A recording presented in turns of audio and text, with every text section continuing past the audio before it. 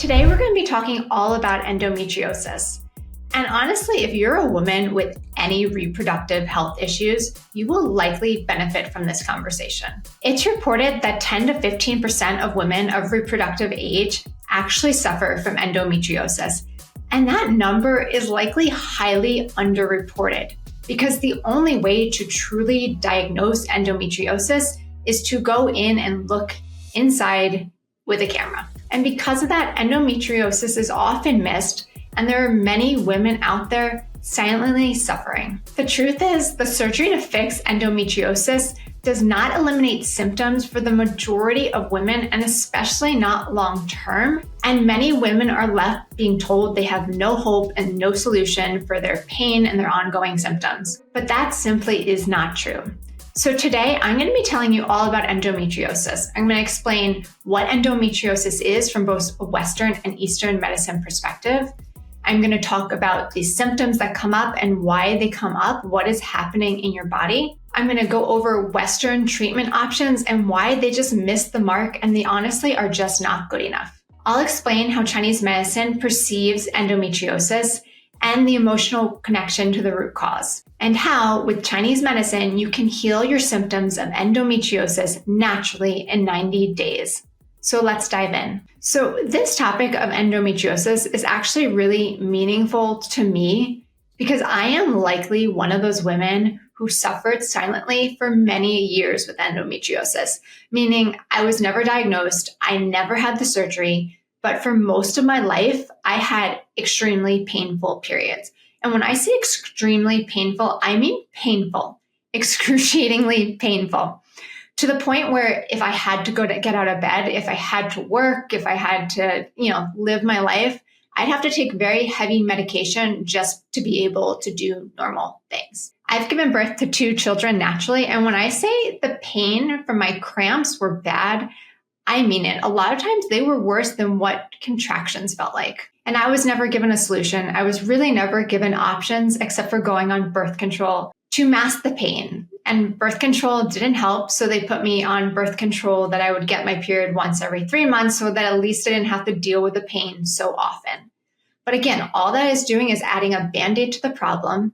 In the long run, it is making the problem worse, and it's really not fixing anything. And it wasn't until I found Chinese medicine that I was able to resolve my painful periods. So let's talk about what is endometriosis from a Western medicine perspective first. Endometriosis is when the tissue that is usually made to form your endometrial lining inside of your uterus forms outside of your uterus. And the tissue can form in many places. It can form outside your uterus. It can form on your ovaries, your fallopian tube. It can form on your rectum, which is why people also will have digestive issues with endometriosis. And it can also form around the large intestines and the bladder. There are also things called endometriosis. Another word for them is chocolate cysts. They're cysts that can sit in the same areas outside of your uterus that are filled with blood. And when they rupture, they can cause a lot of pain. They can cause bleeding, spotting, things like that. And then there's also endometriosis with adhesions and endometriosis without adhesions, and we'll talk about that shortly also. Now, because these tissues of endometriosis that form outside your uterus are the same tissues that form inside of your uterus and shed during your menstruation, during your period, these tissues will often respond to hormonal changes in your body, just like those tissues inside of your uterus, which is why often symptoms are often much worse around your period, around when you should be bleeding. So let's get into a little bit about what those symptoms are and what to look out for, because a lot of the times endometriosis is simply diagnosed through symptoms because there really is no imaging that's accurate for diagnosing endometriosis without cutting open, making an incision, and going in with a laparoscopic camera to see what's going on internally. And a lot of women don't want to go through that if they don't have to. So let's talk about what are the symptoms of endometriosis. So it's said that 50% of women that have painful periods have endometriosis. And again, this number is really just a guess. It's highly underreported because it's only the women that are going to their doctors asking for help and asking to get the laparoscopic surgery or to an incision to see what's going on internally. So painful periods is the number one symptom of endometriosis, but unfortunately, it is not the only one. Heavy or prolonged periods are often a symptom of endometriosis also, and that can be for many reasons. It can be because the endometrium lining that is created outside of your uterus is actually bleeding at the same time as your menstruation. Often people will have spotting. Again, that can be as the endometriosis ruptures during the month. And a lot of women will also suffer from painful intercourse, again, depending on where in the body the endometrial tissue is developing. If the tissues are on the rectum or the large intestine or the bladder, women will often have digestive symptoms as well, such as bloating, gas, painful bowel movements, or maybe blood in your bowel movements as it ruptures. Painful ovulation is another common symptom, as well as constipation or diarrhea, especially if it's around your cycle. And some secondary symptoms that I say secondary, but they are so important because they really impact our life. But low energy, fatigue, and brain fog are really common symptoms that go along with endometriosis. And I'm going to explain why that happens when I talk about it from a Chinese medicine perspective, because from a Western medicine perspective, there's not a real reason involved, except for maybe that your hormones are off. But again, your hormones being off are not a diagnosis. It is a sign that something is off in your body, the same way endometriosis is a sign that something is off in your body. So the reason why pain is such a big symptom in endometriosis is because when those tissues shed, because they're outside of the uterus, they're shedding into areas they're not supposed to. It can be your abdomen, it can be your rectum, it can be many places, and that will cause pain in the body. And as the tissue sheds, it causes inflammation because your body is not used to these tissues. They're not meant to be where they are. And because the tissues are not where they're meant to be, it causes an autoimmune response. It causes heat and inflammation in the body, which sets off an autoimmune response. In Chinese medicine, we call this Wei Qi, W-E-I, Qi. Wei Qi is the energy that circulates throughout our muscles, our joints, and the soft tissues in our body. And our bladder and our uterus include soft tissues. That's what we consider soft tissues in the body. Wei Qi is also a hot Qi. It has a lot of yang energy into it. That's what supports Wei Qi. And Wei Qi will create inflammation. And normally Wei Qi is meant to create inflammation, right? It's meant to put out a virus, right? So when you get a fever, when you have a virus, that's the Wei Qi in action. And that fever is helping burn off the virus and support your body. But in the case of endometriosis, it's your body thinking something is happening that's not meant to be happening. But in the case of endometriosis, the blood is shedding where it's not supposed to, and the body gets confused almost the same way an autoimmune response would happen. So if you are having pain just around menstruation, maybe right before or during your period when you start to bleed, that is likely due to that autoimmune response, that Wei Qi response.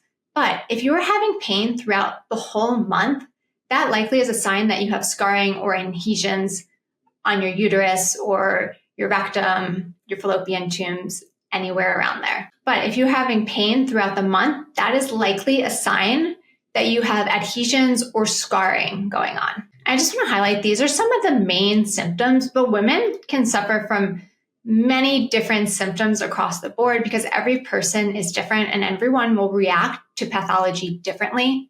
Some women may have hip pain. I've also seen women whose hair is falling out, who have really dry and brittle nails, who get blurry eyesight, especially when they start to menstruate. And in Chinese medicine, these are all signs of blood deficiency, but we will get into that later on. So let's talk about how endometriosis is diagnosed now. Now, I'm going to go in this from a Western medicine perspective because from Eastern medicine, we diagnose very differently. And we often don't diagnose things such as endometriosis because we're treating the person. And the fact that endometriosis is one of their symptoms doesn't necessarily matter. It's nice to know, but we don't have to know it to treat it. So from a Western medicine perspective, the only conclusive way to diagnose endometriosis is by going in with a laparoscopic camera. So this is when they make a small incision in the abdomen. It's really small, I've seen it, but it's still an incision. It's still a form of surgery. And they will send a tiny tube with a camera down into your uterus and the surrounding areas to see what's going on. So the only way to actually confirm endometriosis is to physically see internally with a camera. It can't be diagnosed over ultrasounds or x-rays. And because of this, Western medicine doctors and OBGYNs will often diagnose endometriosis simply through symptoms and then give the patient the option of how they want to proceed. From a Western medicine perspective, again, the main treatment is having a laparoscopic surgery. And often surgeons will go in and do this at the same time that they're diagnosing. So if they make that incision and take a camera with a tube into your uterus and surrounding areas to look for the endometriosis, and they find it, they'll usually go in then and cut it out. Because it's used with the same technique and the same procedure, it's called a laparoscopic surgery, again, where you go in with a small tube. And I just want to note, while this surgery is fairly common, it's fairly simple, you're not left with a huge scar. It's normally, a couple centimeters to an inch long. It can be really traumatic to the patient and to the body. I've had patients come to me who's had this surgery who are left in shock. They're left taking more time to recover than they told that it would take. And I think the important thing to understand is that it is a surgery. Your body is being cut open, which is a trauma to the body, and your body is already not in its optimal health, right? Something is off and out of balance if you have endometriosis, and then you're going in there with a procedure that requires a lot of energy, a lot of blood, a lot of chi from your body, and it's just further depleting your energy. So some other treatments that Western medicine offers is having a full hysterectomy. So having your full uterus taken out so you're no longer producing hormones, you no longer have an endometrial lining so that tissue can no longer get misplaced. And, if you're a woman of reproductive age and you are thinking at any point in your life of having kids, this is obviously not an option. But aside from that, that is a very big surgery. That is not a small surgery. It takes a lot of recovery time. It takes a lot of energy and resources from your body. And having a hysterectomy, having your uterus removed, can, in the long term, put you at greater risk for things like Alzheimer's and cardiovascular disease, the same way that menopause does. Because even after we go through menopause, our ovaries are still producing some estrogen. But once we have it all removed, you're not producing any, or it's very, very little. And that lack of estrogen, that lack of yin in the body, puts you at higher risk for things like Alzheimer's and cardiovascular disease. So there are risks involved. And the last option is hormone therapy to reduce the amount of hormones that are produced in the ovary. Again, the idea is that if we suppress our hormones, we'll suppress the development of our endometrial lining and suppress the amount of tissues that gets displaced. Honestly, this doesn't work a lot of the times. And again, it puts you at risk for more symptoms down the line. And if you are a woman of reproductive age and you want to have a baby at some point, this is highly not recommended. But the real problem with all of these treatments, surgery, a hysterectomy, hormone therapy, is that none of it's really treating the root cause, right? So even if it did work, even if you had no symptoms from that actual treatment, which is highly unlikely to impossible, you're still not treating the root cause. So there's something still out of balance in your body. You can't go in and cut out the endometriosis and cure the endometriosis. There's still a reason it developed and formed in the first place. And until you address that, you run the risk of one, either the endometriosis coming back. It's said that within 5 years of women having the laparoscopic surgery, that over 50% of women will develop endometriosis again. And again, like all the other numbers, I think that's highly unreported because those are only women who've had the surgery and then decide to go back to their surgeon to have it done again. But at that point, a lot of women make it into my office or another similar practice where they're going to treat their symptoms holistically and treat the root cause because at that point, they're fed up with Western medicine and they don't want to be cut open again. And sadly, I do get a lot of women in my office who have had their surgery not so long ago and still have the same symptoms. They're still having pain with ovulation. They're still having pain during their period. They're still having fatigue and brain fog and all these things. And again, it's because the surgery and those other treatments don't solve the root cause. And some of the times, it's not even the actual endometriosis, the actual tissue outside of the uterus that's causing things like pain and other symptoms. There's an other underlying cause, which we'll discuss more when I talk about Chinese medicine, but just to give you a hint, it's stagnation and deficiency of blood in the body. And now you can have pain with periods with stagnation and deficiency of blood in the body without any endometriosis in your body. Now, I really want to get into the Chinese medicine perspective of this so we can start to help you. But first, I just want to talk about some possible reasons that endometriosis develops in the body from a Western medicine standpoint. And there's 4 theories, and these are all theories because from a Western medicine standpoint, they don't really know what causes endometriosis to develop, which is part of the reason why they can't correctly treat it. So the first hypothesis is that endometriosis is retrograde menses, meaning it's backflow from your menstrual cycle. And people that believe this typically believe that every woman has retrograde menses, that there's some level of backflow every time we have our period, but just some women are able to handle this better than others. Another theory is through vascular dissemination. And this theory is mainly that the endometriosis is developing through a problem with the vascular and the lymphatic system that's causing these tissues, these cysts to develop in the body. The third theory is metaplasia, where metaplasia is where cells transform into something they're not supposed to be. So it's where the cells of the endometrium, they transform to become pathogenic and form outside of the uterus. So that theory has to do with a transformation of the cells becoming tissues. So our fourth theory kind of goes back to our first theory of retrograde menses, of a backflow of your period, but it adds an autoimmune aspect to it. So the theory is that when this retrograde menses, when this backflow happens, certain women have an autoimmune response that is not able to detect this malign blood and to control it the way their body should. And because of that, your immune system attacks this malign blood because it sees it as a foreign pathogen that's not meant to be there. So these are all just theories, and you can choose what sounds good to you to believe what you want or don't want to believe. I can say that women with endometriosis do tend to have a high autoimmune response. And a lot of times this will show up as not getting sick at all, because when our immune system is activated, when our Wei Qi is activated, it's like on hyper alert, and anything that comes towards you, it's automatically just throwing out, right? So that's why women with autoimmune diseases often don't get sick that often, which may seem the opposite of what you would think.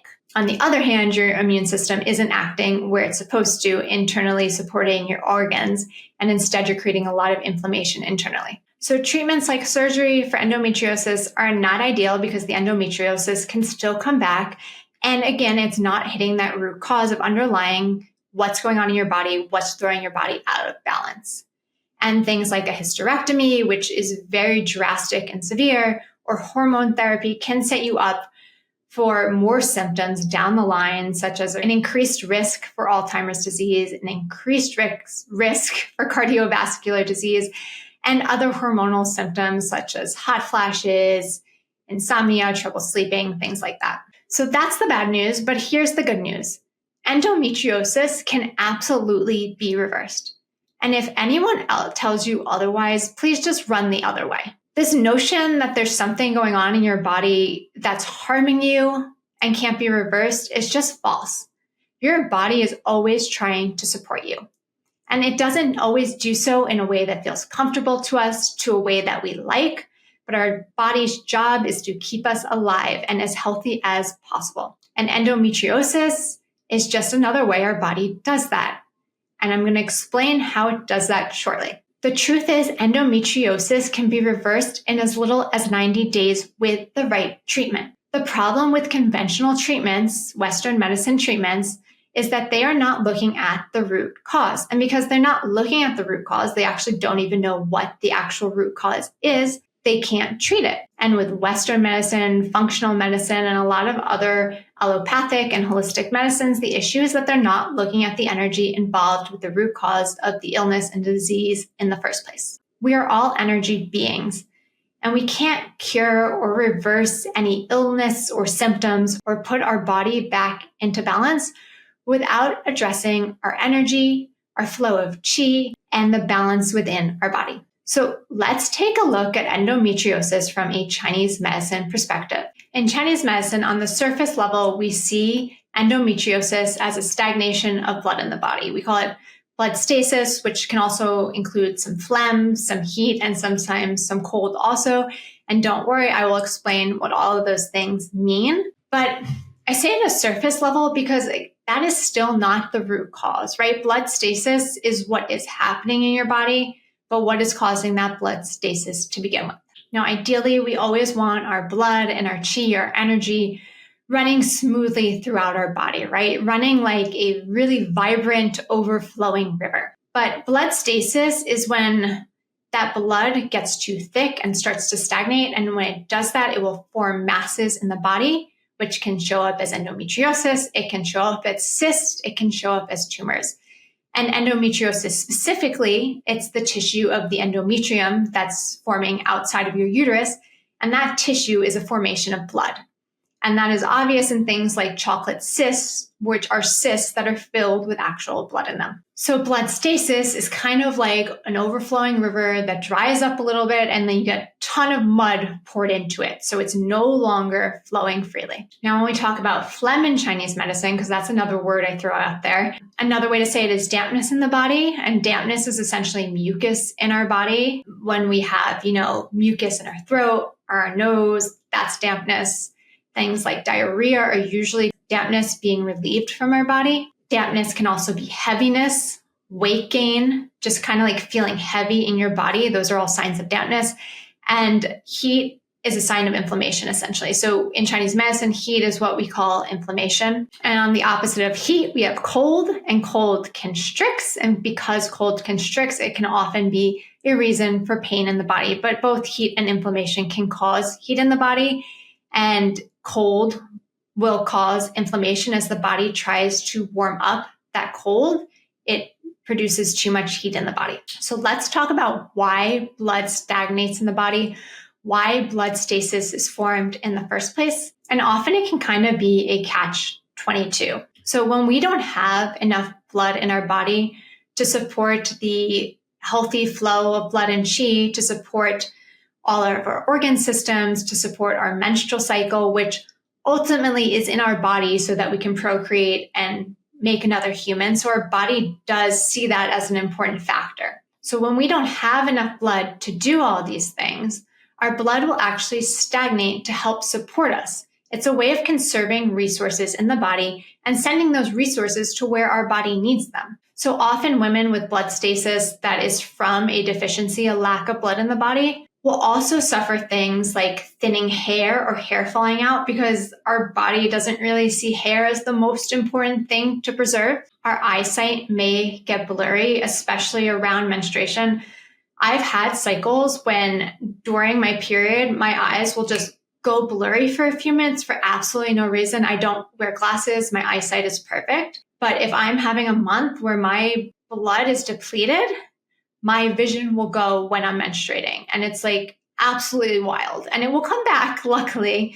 But it's just to show you that it's that blood deficiency. I'm losing too much blood from my body and my body doesn't have enough to support my eyesight. And our liver, the energy of our liver is what controls storing our blood in our body. It what controls the flow of blood in our body. And our liver opens to our eyes, which is why a lack of blood can really affect our eyesight. When we don't have enough blood to support our body, we will also get brain fog as there's not enough blood to get up to our head and support our brain and our mental functioning. It can also cause depression and anxiety, again, as not enough blood is coming up to our heart and our brain to calm our mind. When there's blood deficiency, you also might have dry skin or nails because blood moistens our body. But again, one of the biggest signs of blood deficiency is that it creates blood stasis. And the stagnation of blood will cause pain in our body, especially during menstruation, when we're supposed to have a healthy flow of blood and chi. And when there's not enough blood and chi to support that, it will cause pain as your body is working double hard to do its job. A sign of blood stasis during menstruation can often be if you have clots during your period. So when you go to the bathroom or you look at your pad and you see these big clots, they can be big, they can be small. Those are going to cause pain in your body as your body is trying to push them out. And those clots are a form of blood stagnation, a form of blood stasis. We're going to go more into what causes blood deficiency, what causes a lack of blood in the body. But first, I just want to quickly mention that another way that our blood stagnates, it's through holding stored emotions in our body. So we hold our emotions, the emotions that we suppress. So when I talk about storing emotions, I mean, emotions that we don't let go, right? Those emotions that we don't act like a toddler and we don't have a tantrum. We don't stomp our feet and go, this isn't fair. Because unfortunately, as an adult, that usually is not accepted in society. So when we don't express our emotions, when we don't allow ourselves to feel them, when we push them away because they feel fucking uncomfortable, they get suppressed and stored in our body. And we store emotions in our blood. And we are meant to store emotions in our blood. The problem is, as we continue to do this for years and years and years, it piles up and our blood gets overloaded. Now, the first sign that you'll see of this is you'll start to see spider veins. That is holding too many emotions in our blood. It's also holding too many toxins, but for the point of this conversation, we're going to say emotions, and emotions are toxins, so it could be environmental toxins also. And we store emotions in our blood that we cannot suppress as a safety mechanism. So those emotions, which in Chinese medicine, we consider emotions a pathogen, just like you would any germ, any virus, any illness that would come at you, an emotion is a pathogen in the same way. So we store our emotions in our blood to keep that pathogen from getting to our organs or to our constitutional level of qi, our DNA level of qi, which when it gets to the organs, it can be life-threatening. And when it gets to our constitutional qi, it is closer to our organs. Now, if these emotions store in our blood for a long time, our blood stagnates, and that stagnation causes masses. And endometriosis, in a sense, is a mass of tissue that's forming in the wrong place in your body. So in some sense, we see endometriosis as that, as a stagnation of stored emotions in our body. And a way we treat that in Chinese medicine is by treating low vessels. So we store our emotions in our blood. And depending on what emotion it is, what feeling is coming up, we'll store it in a different area. But they're all stored in low vessels. And low vessels have an opening point. And when you prick that opening point, you can actually release these stored emotions. You can release a tiny drop of blood, but with that drop of blood comes a ton of stored emotions and qi in the body, and it can reduce that stagnation and that heaviness of the body trying to hold on.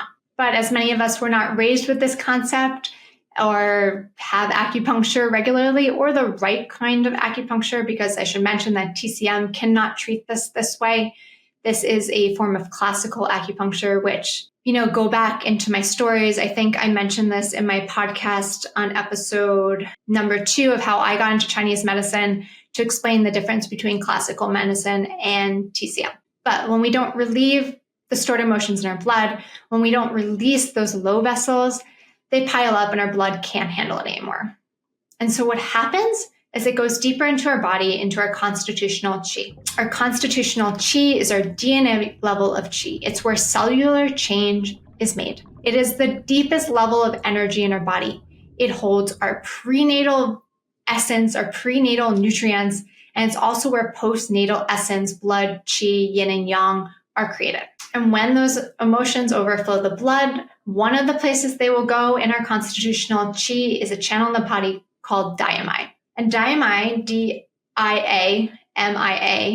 is a channel that goes right around your abdomen. It's also called the belt channel because it literally looks like a belt going around your midsection. And this belt is a way to store stored emotions and stored trauma that our body cannot handle in the moment to keep it away from our organs. And it's storing it specifically in that area right around the uterus to keep it away from our heart. We want those emotions and those traumas to be as far away from our heart as possible, because our heart holds our shen, our spirit. It allows us to shine. It allows us to feel joy, right? So we don't want those stored emotions, those negative emotions to be near our heart, causing us problems. We want them to be far away. So we store them in our belt channel, which is right by your uterus in your lower abdomen. And when it does this, it creates dampness in the body. And often women that have this type of pathology will have trouble losing weight in their midsection. You might be overweight in your midsection. Maybe you constantly feel bloated,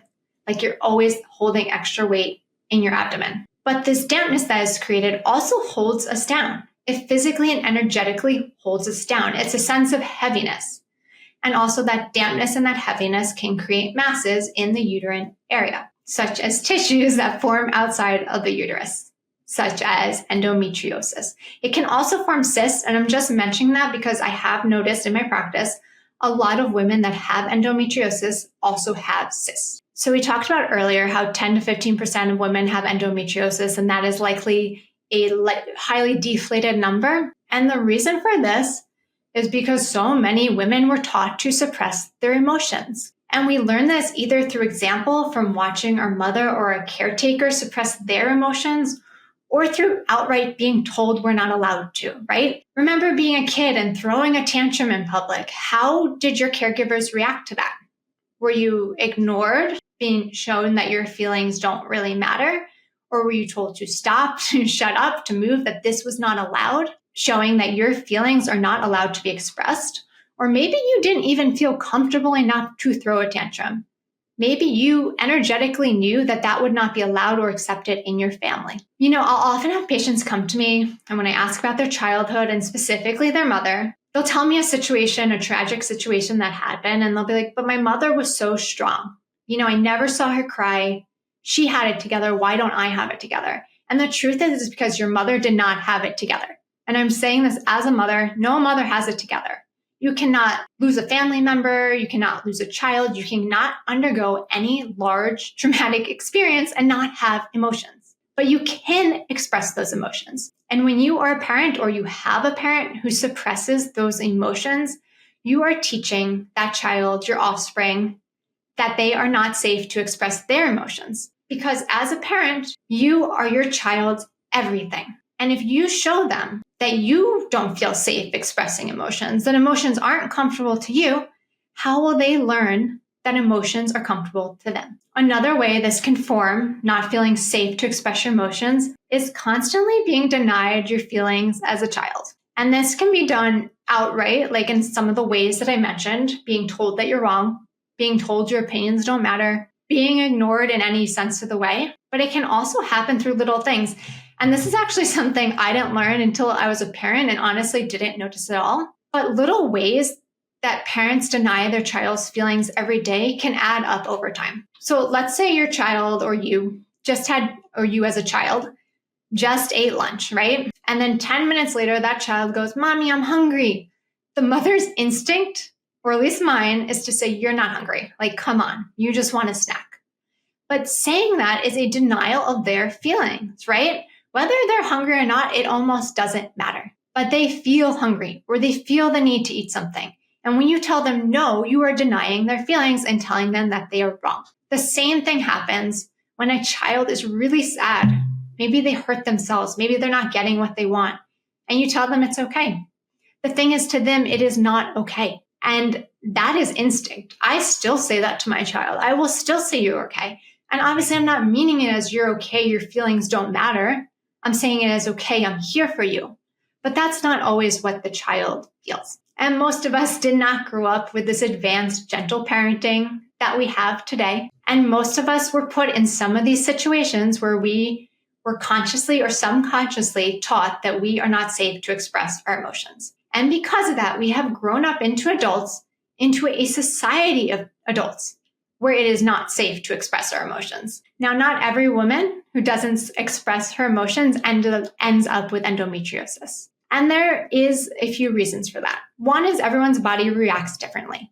Some women will have endometriosis, some women will have other signs and symptoms. But a big part of that, which women get endometriosis or don't get endometriosis, is one, how many resources you have in your body. Is your body depleted to begin with, or do you have an abundance of blood, an abundance of resources to store these emotions? And number two is what emotions are coming up.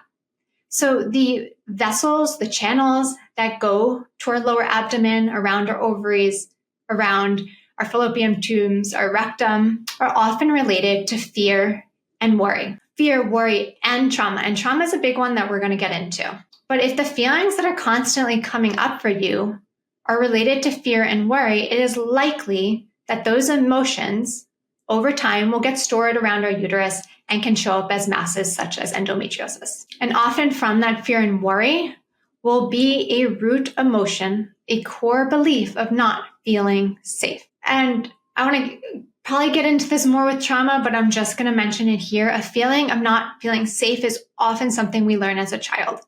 And this can be learned subconsciously. I mean, I guess it depends how you want to explain consciously and subconsciously, but I feel like anything that happens to a child before the age of 2 is subconscious because you're not remembering it. You're remembering your body is feeling it, and that's what's happening, but you are not consciously remembering it. So as a child, obviously big traumas will make you feel unsafe, right?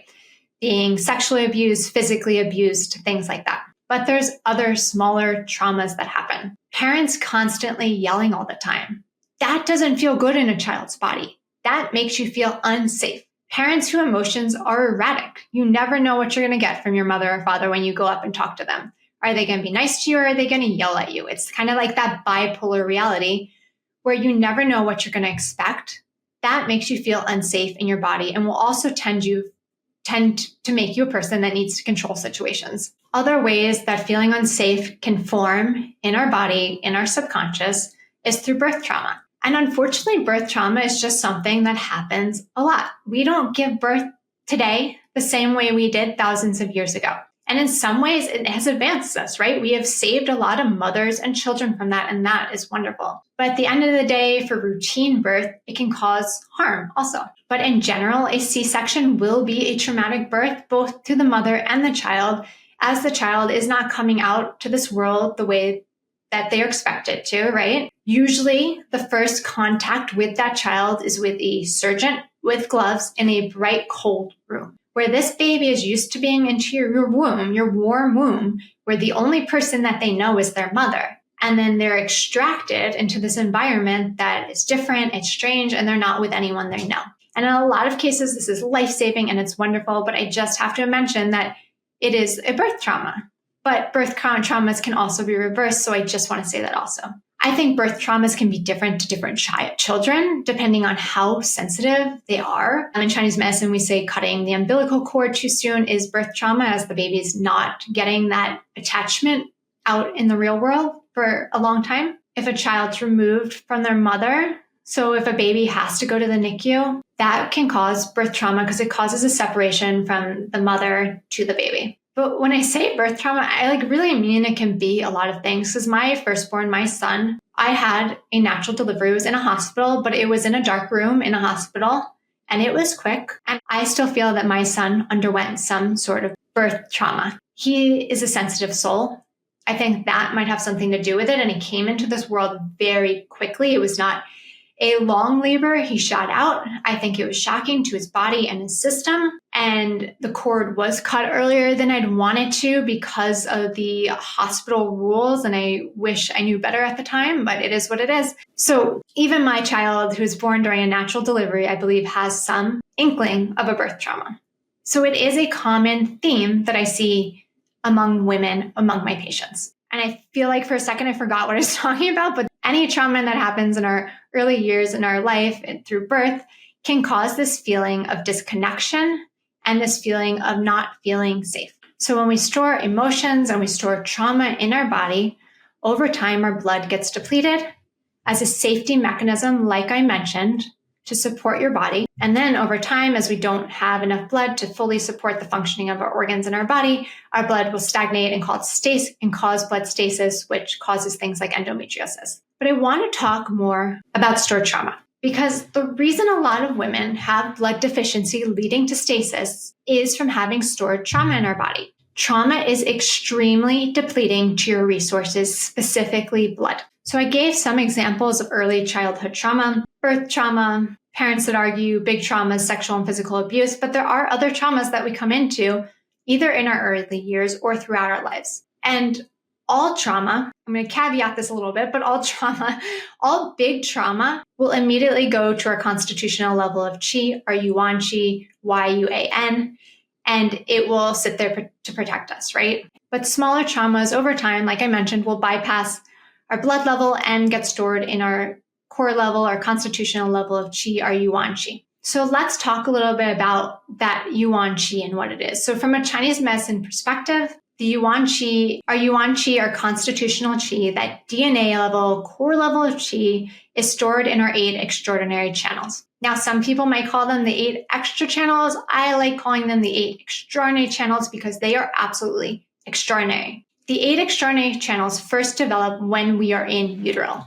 That when we are still in our mother's belly, in our mother's uterus, is when these channels start to develop. And they are the first channels of energy in our body that will start to develop. And they continue to develop through our first 2 to 3 years of life to begin with, and then through our first 7 years of life. And then after that, they will continue to develop. And the reason is because these channels, they hold our blueprint of life. They hold and store our past experiences. They hold and store our purpose, our motivation, where we are meant to go and who we are meant to be. They store our ability to connect to others and to build healthy relationships. And they store our ability to feel good about ourselves and feel good about the world and our place in the world. These channels hold who we are as a person, who we are in this world. They hold our past experiences and our future experiences. So these are extraordinary channels. But these channels are impacted by trauma. And we all hold trauma, right? I mean, if we get down to what trauma is, and from a Chinese medicine perspective, I explain trauma as anything that keeps you from living in the present moment. So that is anything in the past that is still with you, that's still affecting who you are today, or anything in the past that affects how you move forward in the future. Maybe it's creating worry, fear, anxiety about moving forward in the future. Trauma is anything, any point in life where emotions were too big or too small, meaning you felt like your emotions were too much. It was too scary for you, or you didn't receive enough emotions in return, right? You didn't receive that support that you needed. That's how we define trauma in Chinese medicine. That's how I'm defining trauma now. So we store trauma in these channels, and any trauma that happens within the first from birth to 2 to 3 years of life will automatically be stored in these channels. And typically they are stored in one of 2 channels, Ren or Chang, that have to do with feeling safe and comfortable in ourselves, right? Feeling safe by ourselves. Often when these channels are out of balance, people will feel like they need to be attached to someone else. It can also show up as people pleasing, right? Always wanting to make other people happy. It can show up as addiction. Addiction is a way of our body searching for serotonin, right? It's searching for love and joy that we didn't receive as a child. It can show up as making poor relationships, having trouble bonding with people, having trouble making friends or not making the right friends. It can often show up as an eating disorder. And this is what I see a lot of women, is this feeling of trying to fulfill that missing piece of yourself with food, or controlling food as a way to be able to control something in your life. Because an imbalance in Ren and Chang in the first couple of years of life will create the sense of not feeling safe in our body, not feeling home in your body, where we find the need to constantly have to control our outside world. Now, these channels can also be impacted at any point in your life from a big trauma, a sudden death in the family, any type of abuse, any impact that was like way, way too much for you at the time. And going back to Chang specifically, which is what would store trauma that would happen at a big trauma that happens at any point in our life, Chang is also called the sea of blood. It is the channel in our body that holds our prenatal nutrients, those nutrients that we're born with, and it helps create blood postnatal essence. So it creates blood all the time from the food that we eat. But when this channel is thrown out of balance by these traumas, either early years or later in life, it doesn't support the creation of blood. And it can be thrown off in many ways. So we store all our yang qi in our kidneys. And when we talk about kidneys in Chinese medicine, we mean anything in the lower abdomen. So that includes the uterus for everyone listening. And that yang qi, so yang qi is warm, it's fire, it's energy, is meant to lift up to our spleen and our pancreas to support digestion. And when our Chang, our sea of blood, that channel in our body is thrown out of balance through trauma at any point in our life, that function can be stopped. Where your spleen and pancreas is no longer getting that energy, that yang qi from your kidneys, so your digestion is impaired. And so when your digestion is impaired, I think we all know the signs and symptoms, but it can show up as chronic constipation, diarrhea, gas, bloating. Those are just like the immediate symptoms, honestly, anything that you would put under IBS. But because our digestion is impaired, our body is no longer able to successfully make and create blood in our body. When our digestion is impaired, we have trouble assimilating the nutrients from the food we eat. And when our body is not assimilating and storing those nutrients, our body does not have enough to create an adequate amount of blood. And that will create a deficiency, a lack of blood in the body. And that's just one way that Qigong can impact the creation of blood and blood deficiency, which leads to blood stasis in the body. There are many other ways. Another channel that strongly impedes our body's ability to effectively create blood in the body, which again will lead to a lack of blood and will lead to stasis and will lead to things in masses like endometriosis and pain in the body in general, is yin qiao mai. Yin qiao mai is a channel that runs from the bottom of your foot all the way up our kidney channel, past the side of our neck, controlling our thyroid functions, and to the base of our eye, which is also a really important point for thyroid functions. But the eye is really important because in the eye, it enters our brain. And it's also important because from our eyes, we have the ability to truly see. And within this channel, it has to do with our ability to truly see ourselves. So when yin qiao mai is out of balance, we are not able to stand up tall, to be in this world the way we are meant to be. We tend to feel bad about ourselves. You may hunch over physically as the yin qiao mai is not able to fully hold you and support your stance. Your knees could actually physically turn in as yin qiao mai is turning in as a way of protecting you because you're not feeling good about yourself. When yin qiao mai is in balance, we feel good about ourselves. We know who we are. We can confidently do our purpose and live out our purpose and who we are meant to be and shine in this world and be who we are meant to be. But when yin qiao mai is out of balance, it creates a lot of heaviness and dampness in the body. When yin qiao mai is out of balance, yin stagnates in the body. Now, yin, from a Chinese medicine perspective, is thick fluids in the body. Those are the same thick fluids that create hormones in our body, but it's so much more than just that. So when our yin stagnates, one can create masses because yin is a thick substance in the body, but it creates a sense of heaviness, this sense of fatigue, this feeling of not wanting to get out of bed in the morning. Yin qiao mai carries this sense of not feeling like you're worthy, not feeling like you're worthy to create. And part of that is not feeling like you're worthy to create blood in your body. The stagnation of energy slows down our digestive system, which can show up as digestive issues such as gas or bloating. But for the most part, it will show up as our body not effectively able to create blood. As a side note, since we're talking about creating blood in the body and how our body creates blood and how storing emotions blocks that creation, have you ever felt, maybe this is just me, but I'm hoping someone listening feels like this too, like you're eating all the right foods, like your diet is awesome, it's on point, you know what you're doing, but you're still dealing with issues. You're still dealing with fatigue. You don't feel like your body is assimilating and being able to use the energy of that food that you're eating. I felt like this, honestly, for years, probably most of my life. And it just didn't make sense to me until I found classical Chinese medicine. And I realized that's because my body could not effectively use that food to create nutrients such as blood, qi, yin, and yang. Doesn't matter. You don't need to put a name to it. I knew that the food that I was eating was not being absorbed into my body. And I would tell doctors this for years, and they honestly just kind of looked at me like I was crazy or brushed me off or ignored me. But it wasn't until I found Chinese medicine that I realized that there was a reason for it. And the reason was deeper than what TCM will say of like your spleen being out of balance. Yes, the energy of your spleen is out of balance.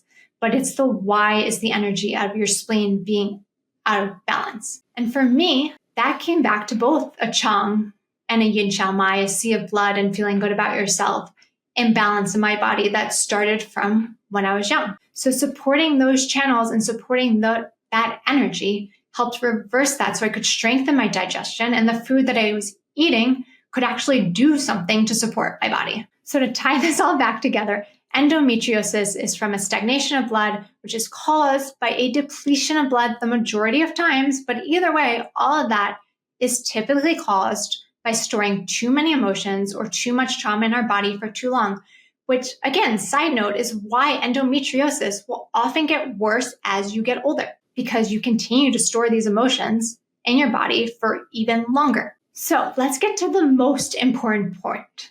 The most important part of this conversation, which is how do we stop this? So from a Chinese medicine perspective, we want to build blood in the body, we want to move blood in the body, and we want to remove the things that are depleting our blood in the first place. Now, what I think is most important is to start with stopping those things that are depleting our blood in the first place. Because if you try to build blood and move blood, and you have not reduced those things that are depleting your blood in the first place, it is really a wasted effort. It's like running a marathon with a weighted vest on when you don't have to. And the best way to remove those stored emotions and that stagnant energy from stored trauma in our body is through the use of classical acupuncture, is through using those energy channels either in person or remotely to remove those blockages and balance your body. And the reason I say the best way to do that is through classical Chinese medicine. And when I say classical Chinese medicine, I mean the medicine that was practiced 3,000 years ago, not TCM, is because through Chinese medicine and these energy channels in our body, it has this unique ability to not only change our mental state, our mind, the way we see our world, the way we can change our beliefs, but it can also balance us internally, physically. So it works on the mental, emotional, soul, and body all at once. Another way to do this at home, to really start doing this at home, stop depleting yourself from stored emotions, is to feel those emotions. And if it's from a past experience in your life, and if you don't know, think about your childhood. Think about how you felt, but truly think about it, right?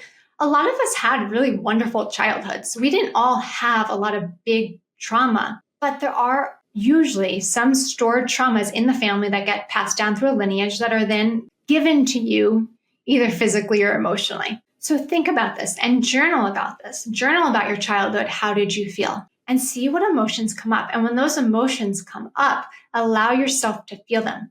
Allow yourself to feel uncomfortable. One of the biggest mistakes we make as a society is we don't allow ourselves to feel uncomfortable. We are constantly popping pills or doing breath work or like trying to get rid of anything that doesn't feel comfortable. And there's something to be said for feeling uncomfortable. Emotions are only scary if you allow them to be. So allow those feelings to come up. Allow your body to let them go. Your body knows what to do if you feel them. And I mean that 100%.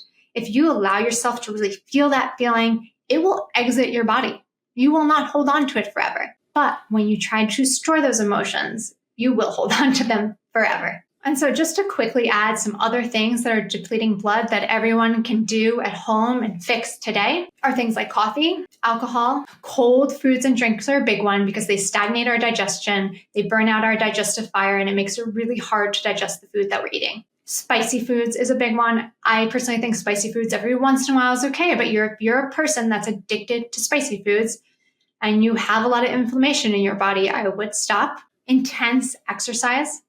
So HIIT workouts, intense runs. What's intense is going to be different to everyone, right? But any workout where you are sweating a lot and your heart rate is getting kind of above that medium range, that's intense exercise. Exercise is meant to make you feel good, to move your energy. But when we do really intense exercise, it does so by activating our yang energy, by activating our stress hormones to give us serotonin.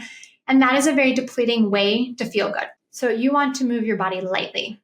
Take walks, do yoga, do Pilates, things like that. And then after that, when we stop doing the things that are depleting our blood in the first place, we want to build blood in the body.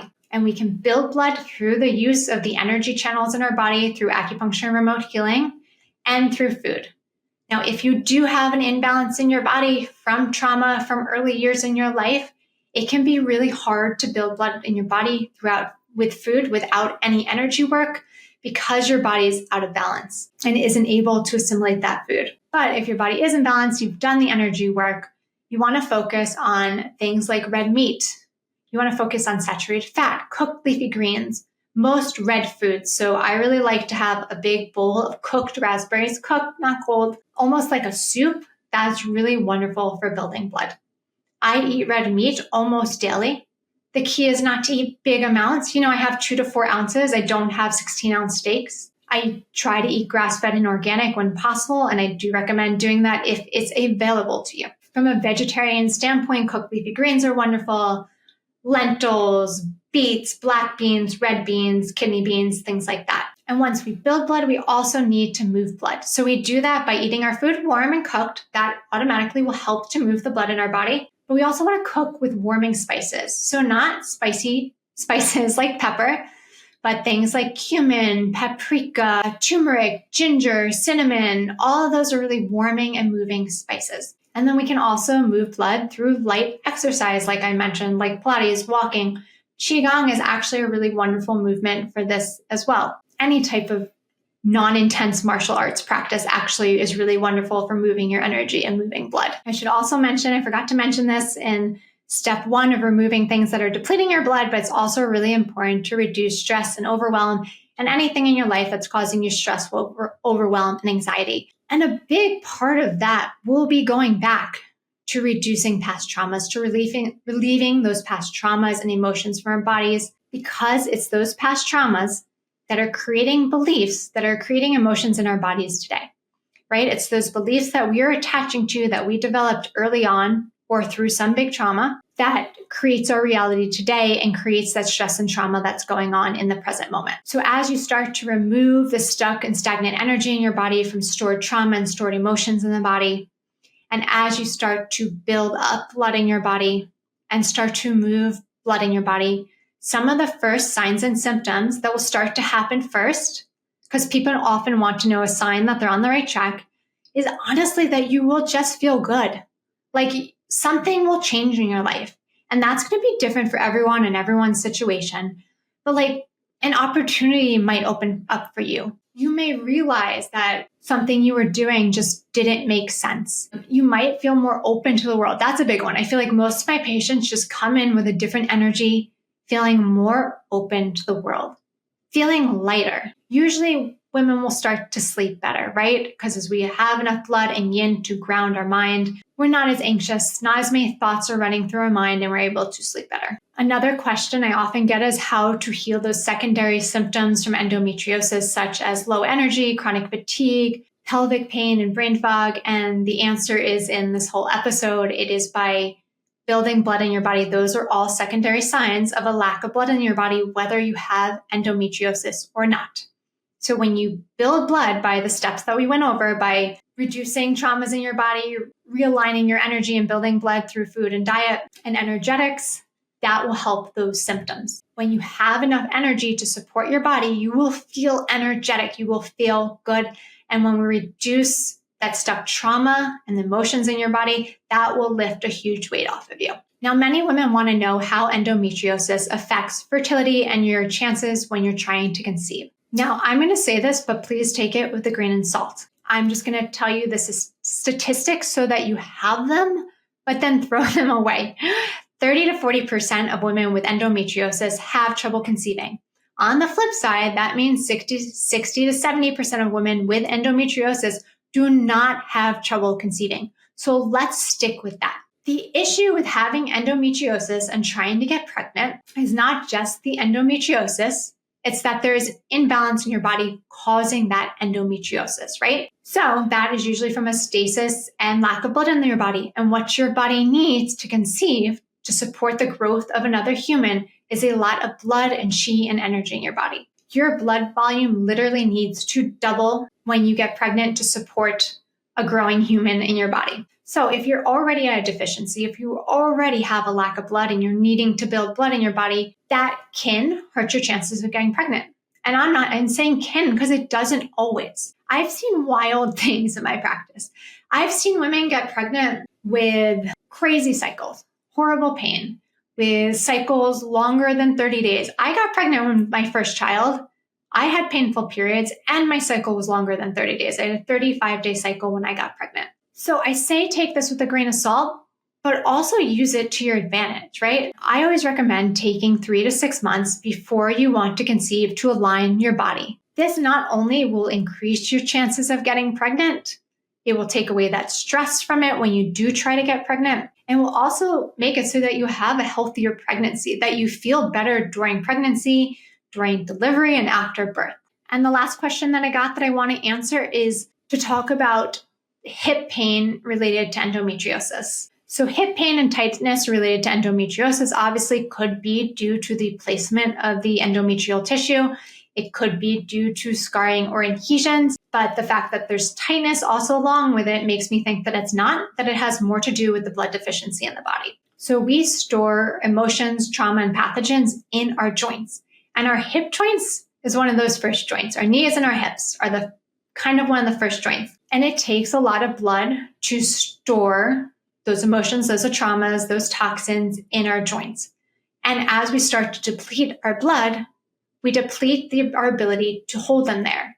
And that's when pain will start to happen. So if you're having hip tightness and hip pain, and you're also having endometriosis, it is all related to the lack of blood in your body and the needing to build blood in your body. So that is all today. That is my very long TED Talk on endometriosis. I hope this was helpful for you. I hope you learned a lot. If you have questions or you need support, please DM me or reach out. You are not alone. There is hope. There is a solution. Anything is possible.